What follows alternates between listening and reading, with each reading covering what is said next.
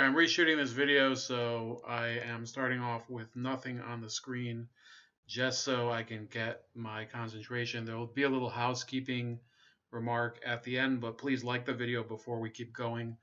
So, I was listening not long ago to Clay Travis describing the situation in Virginia. It was hilarious. And I keep thinking back to, harkening back to 2017 when people like me, but a lot of people with much more importance than me, were talking about the importance of the presumption of innocence and the idea that in order to really find somebody at fault for an allegation, you at least need to examine the evidence and establish that there is a level of guilt appropriate that you can really tie them to it. If something does not stick, if there's no proof, and if somebody can plausibly refute the charge against them, then I still have to withhold judgment. That's my belief, and that's the belief of the society I grew up in. And I've talked to people in the last couple of days who have other attitudes to this and don't believe in the presumption of innocence, not just in the last couple of days, over the past few weeks, in fact. A few people have established, not just with this issue, which just cropped up this weekend, but in general, they don't believe in civil liberties at all, whether it's the presumption of innocence or the freedom of speech, even for opinions that are repugnant to you. So those people, I don't know what their rationale is, and they're free to believe whatever they want to believe, but that's not consistent with the fundamentals of American society and the civil liberties established in the Constitution through the Bill of Rights. The First Amendment being the first and the most important. Then there would be the Fifth Amendment, the right against self-incrimination. And saying that does not mean that I think that our society is perfect in that regard. It doesn't mean that I deny that there are certain people, and there was a lot of incidents in the past where we definitely didn't live up to those beliefs or those principles at all. But that doesn't mean I'm going to throw them out the window because Justin Fairfax was accused of, sexually assaulting a woman, which, if it happened, I'm very, I would say it's a problem. I'm not going to deny that it's a problem, but let's start at the beginning. So Ralph Northam, of course, you probably already know, last week he had a major scandal that started off. This was probably the catalyst for what happened. Many people are saying it's the catalyst. I'm not totally sure it was, but I've heard that this is what created the current scandal.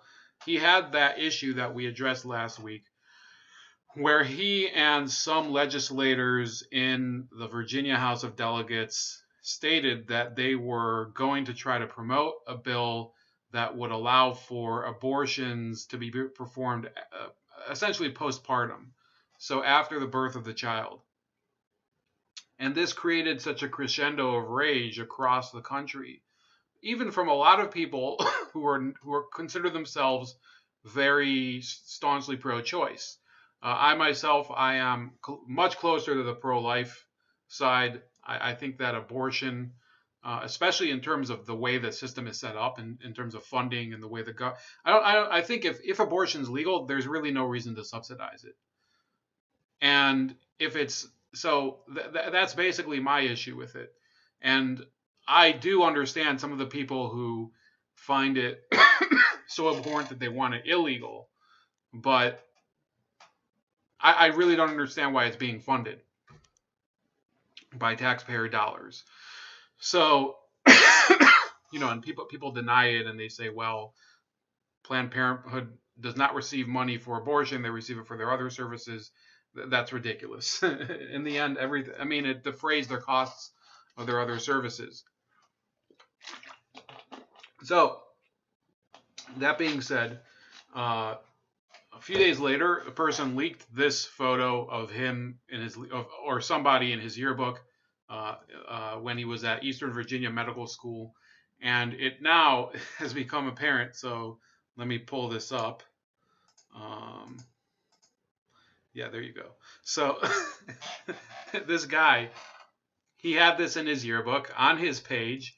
And the implication, because he had a nickname, which I don't think I'll say because I believe I can be flagged for it, but he had a nickname that implied that he was a seaward face, and seaward as in a word for a nice woodland animal that I happen to like the woodland animal a lot. So they basically called him that word face, seaward face, and they had this photo of somebody in blackface next to a person dressed in a Ku Klux Klan outfit. So there's been a firestorm, and he came out with a ridiculous press conference, and you've probably seen a number of videos on that already. So I'm not going to rehash it. As for the other story, which was Justin Fairfax, the allegations against him, I would say that this is the area where I see the most problems. Okay, the most problem with just believing the charges or something. See, here's the issue. Okay, now I don't think that Justin Fairfax is innocent. I think he's presumed innocent. I think we should hear the charges and assess how credible they are. Okay, I'm sorry. I don't think that he's. I'm not calling anybody an angel, and I'm not calling anybody the spawn of the Antichrist or something. Or I guess the Antichrist is the spawn of Satan. So that is real. And this person over here, I guess, is the accuser. So you have an accuser who is obviously a woman in this case, but we're going to get to some cases where I think you could see some real problems up ahead. And you'll understand why I hesitate to trust necessarily any accuser at this point, whether or not it's a person with a burnished resume such as this one, Vanessa Tyson. So that's a controversy with him, with Justin Fairfax, the Lieutenant Governor of Virginia. So you have the governor accused of blackface, posing in blackface on his yearbook or in a Ku Klux Klan outfit, admits that he did dress in blackface to enter a dance contest as Michael Jackson, which is kind of funny. And I'm not going to pretend that the sight of somebody who looks like this dressing up as Michael Jackson, if you don't think that's funny, then you're an idiot. It is funny. Somebody that now looks like this dressed up as Michael Jackson in blackface in the 80s, that is funny.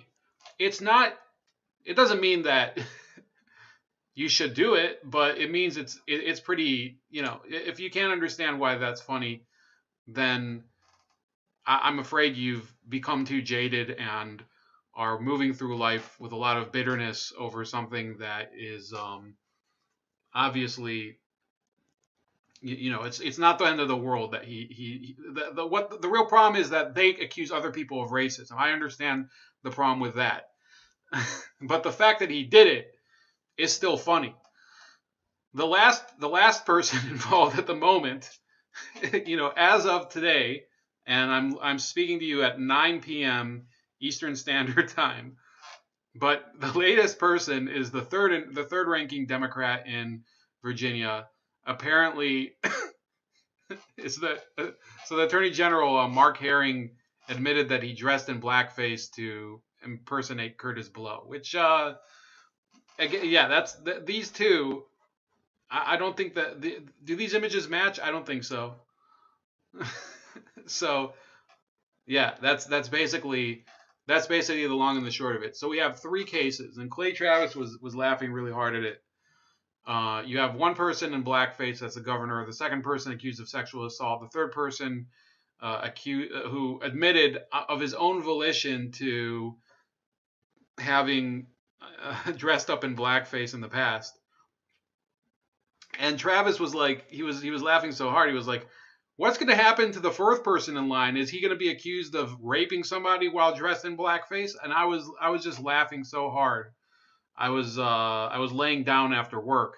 I just had him on audio, and I was like, oh my god, this Yeah, that would be something. So we're getting to the point here. So presumption of innocence.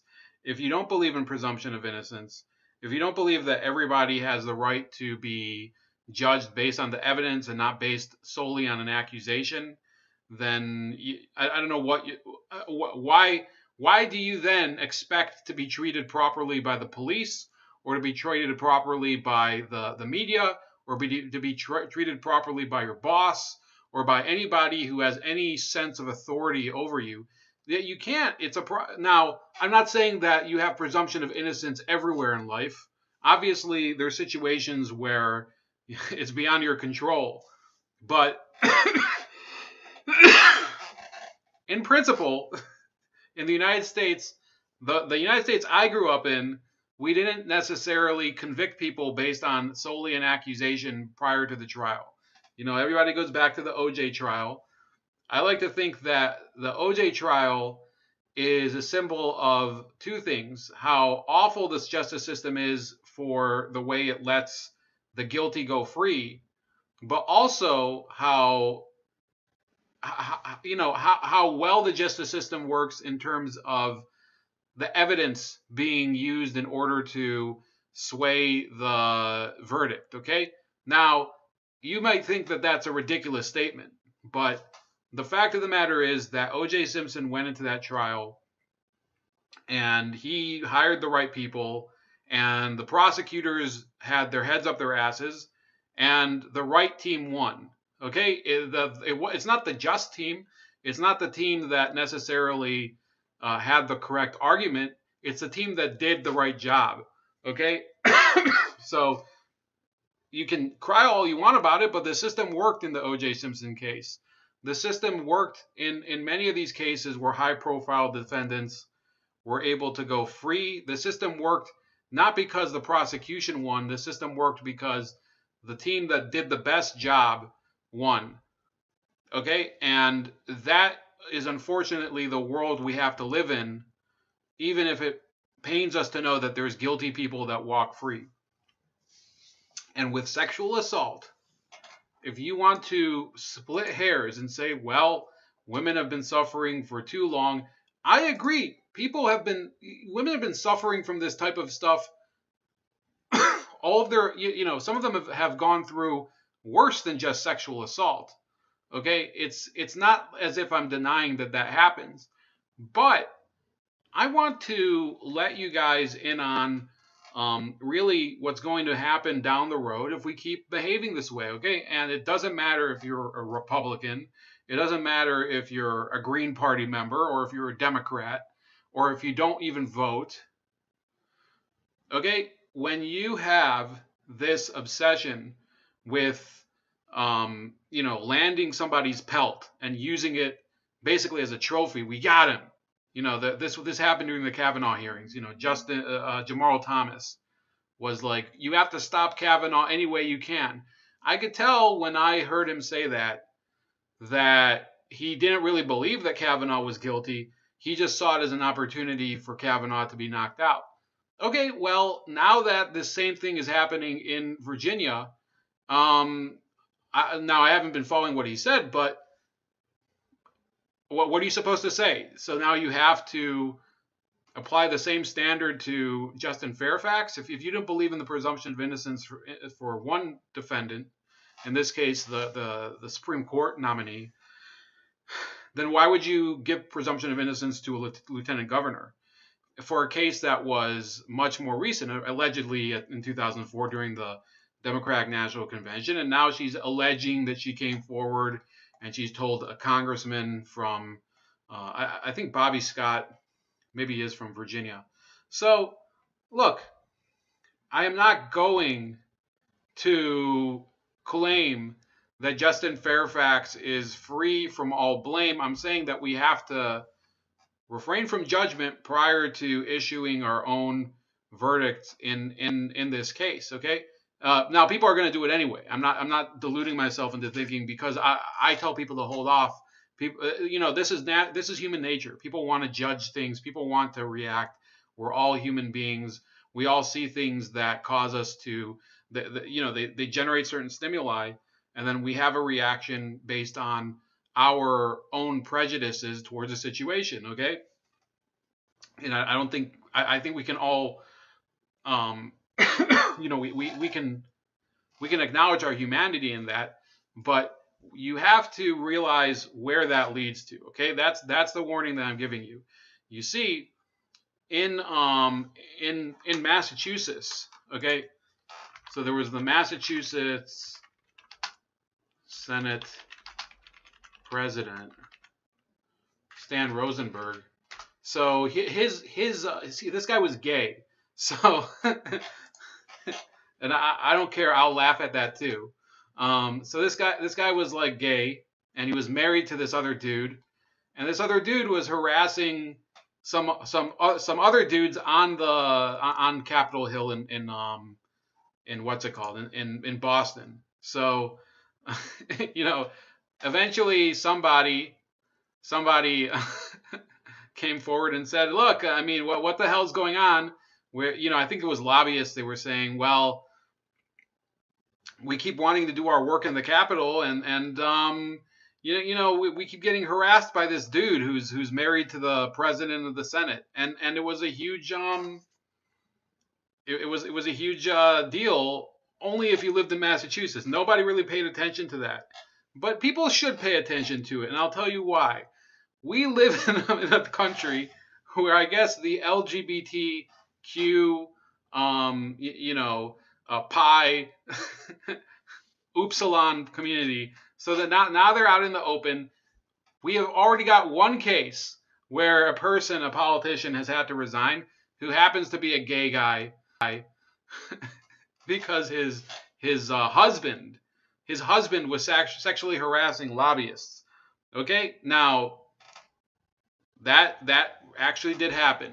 There was another case back in, I think it was the 90s or it was the 2000s, when Barney Frank, who was the first gay congressman, he was also from Massachusetts. Funny how that pattern seems to develop. No offense to you Bostonians, but you have Barney Frank, who, he complained when people, somebody called him Barney, they used a different word than Frank for his last name. So he apparently had, I guess, a boyfriend who was also a male escort, which I guess is still illegal in most states, a gay male escort. So that was kind of a scandal. It didn't cause him to resign, but it was a major embarrassment for him, as it should be, because the guy is a clown. If you ever want to listen to somebody who you can't figure out why anybody would vote for somebody who has such little talent for speaking. So look up Barney Frank. Then there was also the Larry Craig situation. That was several years ago, where this Republican senator was caught in a truck stop toe tapping or something, and apparently he was cruising for sex with other dudes at a truck stop. And the Republicans forced him to resign, and they might as well have forced him to resign, because when I guess I don't like the Republican Party, but they walk the walk, and they were not pro-gay at the time, and they're probably still not really pro-gay anyway. And they said, "Look, we can't have you. You should resign," and he did. And more power to them. I think he was from Idaho or something. So that's gay dudes. Now in the U.S. Congress, you have Tammy Baldwin, who's a woman who's she's married to another woman, I think. You have a congresswoman from Kansas, I believe, she's a lesbian, and you have Kirsten Sinema, who's bisexual. So I want you guys to understand how the situation is going to develop in the years ahead. Okay, now I'm not saying any of these three individuals, who I don't even know if they're the only ones, but let's assume that in the future there's going to be more individuals that are from the LGBTQ pi upsilon community. When the situation arises, as it may, that a fine lass accuses one of these ladies, not the ladies I mentioned in particular, but one of these ladies in the future that may be elected, who happens to be a lesbian or something. when some fine Bonnie lass accuses her of sexual harassment, which one are you supposed to believe? Because it's listen and believe, right? But they're both women. Okay, so so these are hypotheticals, but they're hypotheticals that are not very far off because we already have a gay politician that was accused of sexual harassment. We already had one that was accused of I don't remember what the charge is if you solicit prostitute. I think it's like gross sexual imposition or something. So you have all the colors of the sexual crimes rainbow that are here. And eventually people are going. What's going to happen? People are going to start saying, "Well, we're going to have to liberalize these laws. We're going to have to make it easier for people to get away with it because there's going to be too many people who are from the wrong category that are getting accused, or the lines will be too blurred." You can't have this listen and believe attitude, which is the complete opposite of presumption of innocence, if there's no actual defining distinction between the accuser and the accused. Okay, if there's no power disparity or whatever, they talk about power disparities all the time, people who are into progressive social justice and stuff like that. Well, eventually, let's say you have a powerful lobbyist who's a woman who's accusing another woman who's a politician of sexual harassment. This could definitely happen. Now, I'm not saying it's super likely because there's not that many lesbians who are elected to public office, and there's not that many lobbyists, I'm assuming, that are lesbian. I'm assuming it's a very low number of the population, but it could happen because things like this do happen. Okay, there are people who are accused of crimes all the time for various reasons. Nowadays you also have this fight, which is increasingly bizarre, between the transsexual advocates and the TERFs. Okay, so you have to go back to the fundamentals, the presumption of innocence. If you start to really sustain that and hammer it down and say, look, we will let the accuser have his or her day, and then we will examine the evidence, and if it's fitting to go to trial or whatever, then it should go to trial. And if there is such evidence as to convict the person, let's put them in prison. Certain crimes are, there's a statute of limitations.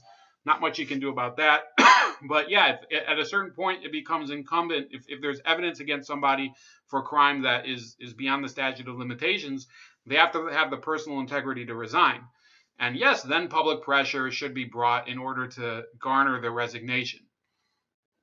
Okay, but only after the evidence has arisen and people have examined that evidence and come to a conclusion based on proof and not based on their own desire for a pound of flesh. Okay, so yeah, Justin Fairfax, I think he deserves absolutely to have his day to state his defense. He claims it was consensual sex. Okay, I don't know how to prove otherwise at this point, but I want you guys to really think about that. Even you people who are out there saying, well, he's a Democrat, time to screw him over, get him back for Kavanaugh.